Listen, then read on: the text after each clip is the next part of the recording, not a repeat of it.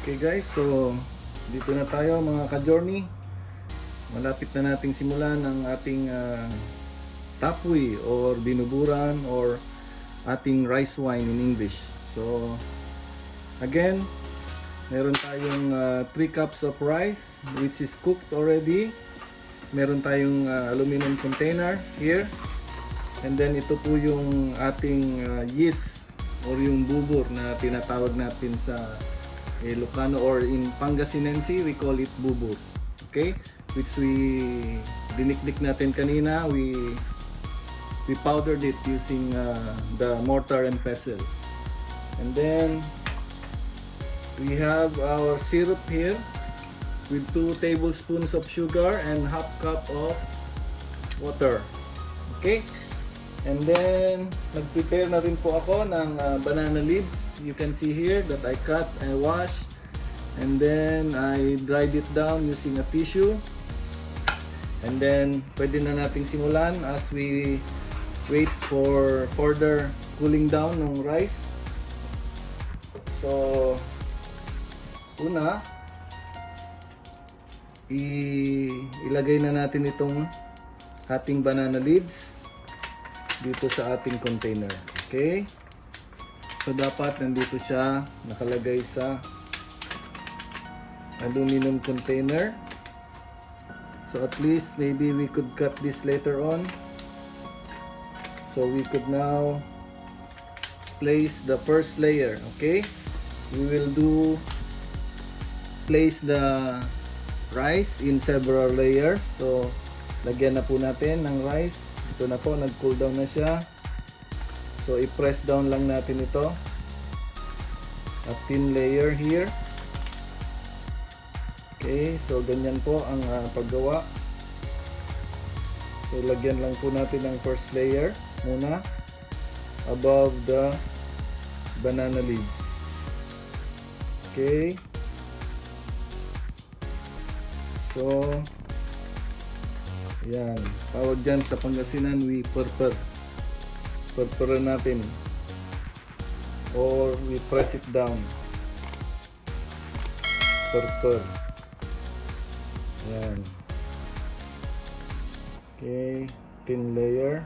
Maybe siguro mga 3 layers pwede natin gawin dito. Yan.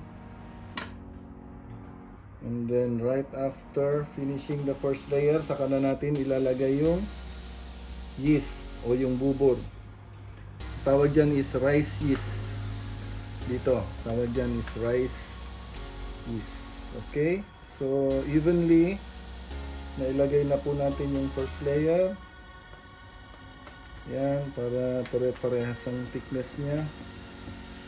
Now we will proceed to put the bubur. Okay, so just pinch them. Okay, and then distribute them evenly dito sa ating rice. Okay, so we should at least approximately divide this into 3. So because we will have at least 3 layers, so we'll finish off the first layer. Yan po, ilalagyan ko na ng powdered bubur or rice yeast. Okay, so evenly lalagyan natin yung ibabaw ng first layer ng rice, cooked rice. Okay, make sure na even yung paglagay natin. So maganda yung pagkakaluto o pagkaka-make ng rice wine or ferment. We call it fermentation. Okay, and then yan. After that, kunin po natin itong syrup, sugar syrup with the water.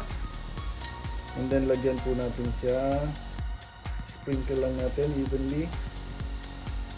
Yan. Not that much. Basta matunaw lang yung yeast sa ibabaw. Okay.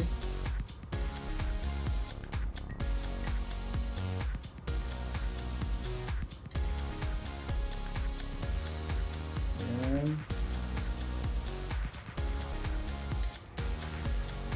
Okay.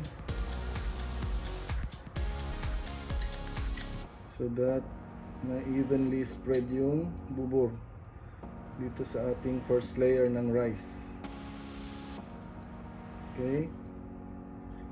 It is bubur in Pangasinan. That's why we call this tapuy, or this rice wine binuburan in Pangasinan or Pangasinense.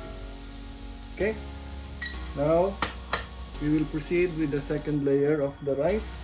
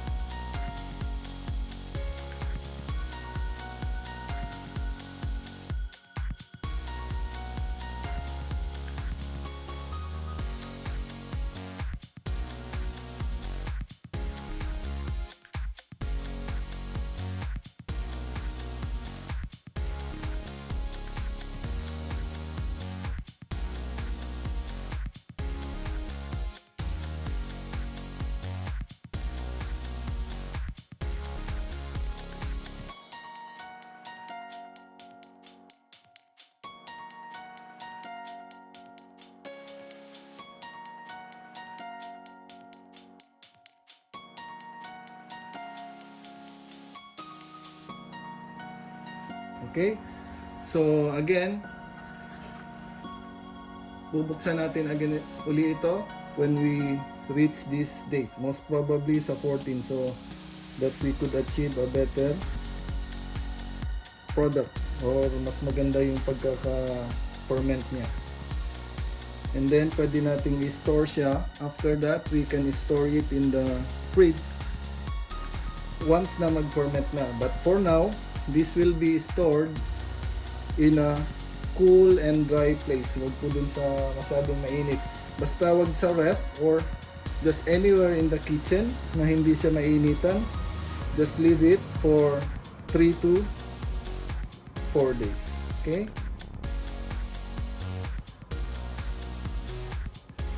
So that's it.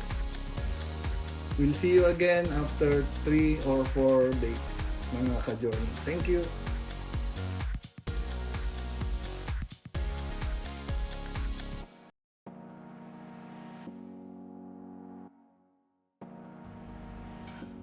Okay, good evening guys, mga ka-journey.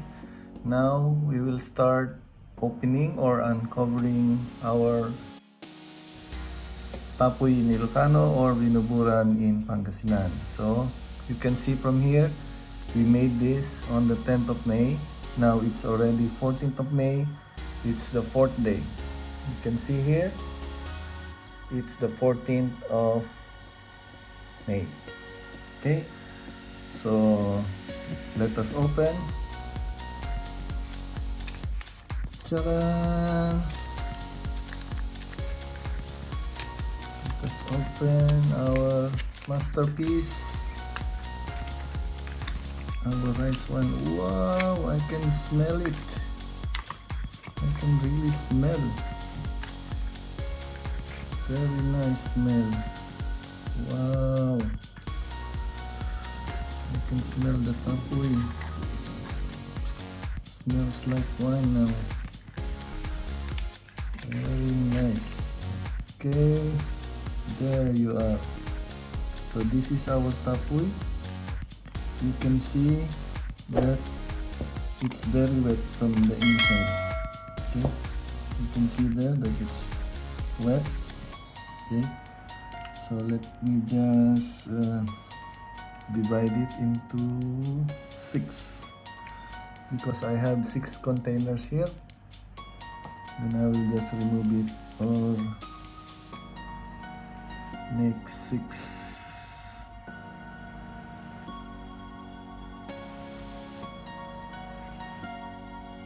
portions. Okay.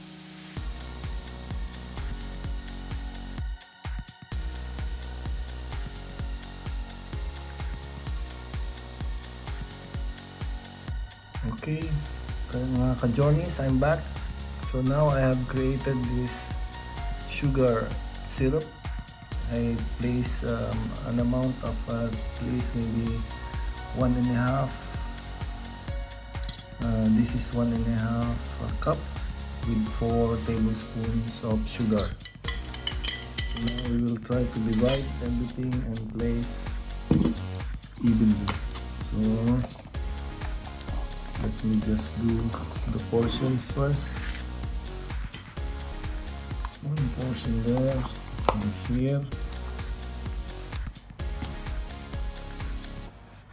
1 portion here.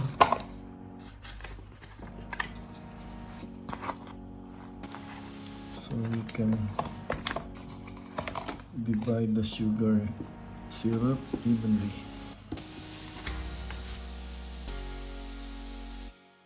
So we have our 6 portions, and then we will place the sugar syrup evenly. Okay.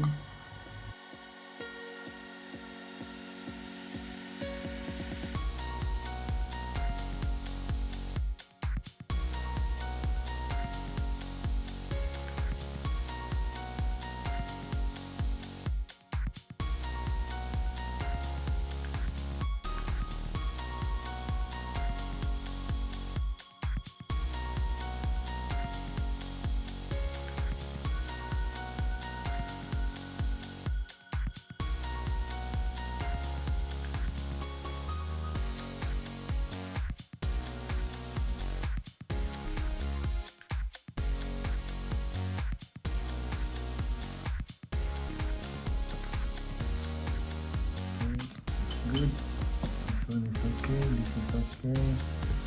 This is fine, and that is fine. Alright, so that's it. We had made this. We will cover it now with the cling film because I ran out of that cover, and then we will put it in the chiller, and that they will be consumed tomorrow morning. So that is our tapuy for now. So I hope you enjoyed watching and make your own tapuy next time. Thank you very much and stay safe and God bless everyone.